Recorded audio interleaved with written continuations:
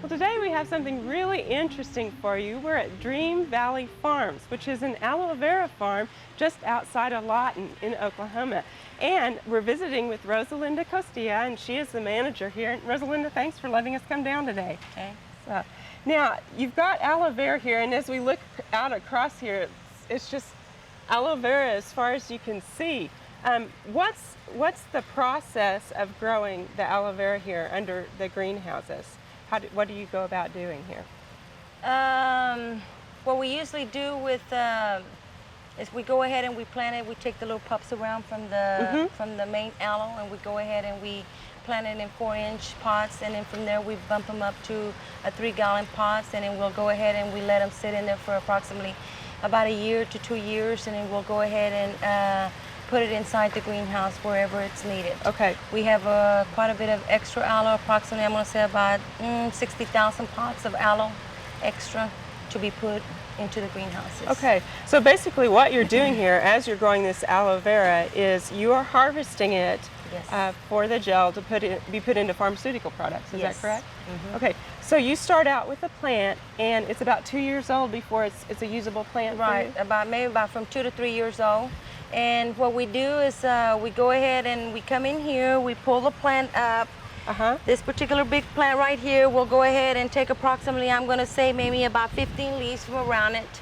We'll go ahead and we have a table that we work on. We'll cut all the leaves off, cut the root off of it, and then we'll go ahead and put it in a tank, and that's what we process. Okay. Now once you've harvested those, you don't throw this plant away. In fact, you've got them stacked over here.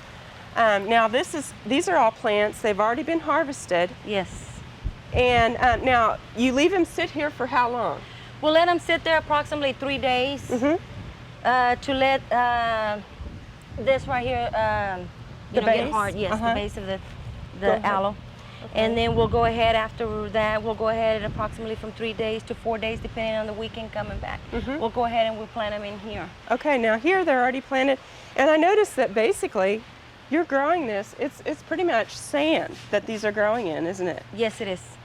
So now this is just a drip tube here. This is how you irrigate? Yes. Now when you put these back in the ground, is it wet when you do that? No, it's not. It's just dry? It's just dry. And then you turn the irrigation on? Yes, we do. Okay.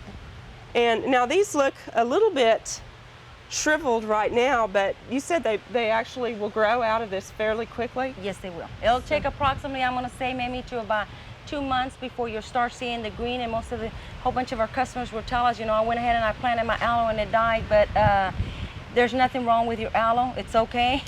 You can, after a while, you start seeing that most of the green come out from your plants and they're still alive. Okay, so tell everybody if they plant their aloe not to give up on it. Right, don't give up on your aloe. If you buy the 4.5-inch pots and you plant it someplace else to bump it up to a bigger gallon or something like that, your plant will go into shock and it will turn black like this.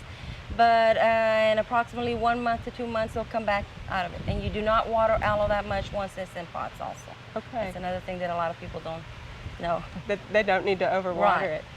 The other thing about it is, like here, here around Lawton, you grow yours in a greenhouse because it gets too cold in the winter. And also, this is something else that I don't think people realize, is that it actually needs some shade. Yes, it does. So when it gets too hot, we have shade on all of our greenhouses. I'm going to say approximately 47% shade in all of them because of the fact that most of your little tips, if you don't have some kind of shade on them, they will burn. Okay. So, well, we appreciate this. This is a very interesting process, and we appreciate the time that you took to tell us about it. Okay. Thank you.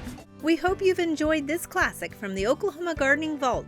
Remember, even though these tips and techniques are timeless, there's always something new to learn in the world of gardening. By subscribing to both Oklahoma Gardening and OK Gardening Classics, you'll have access to a wealth of gardening knowledge, both classic and contemporary.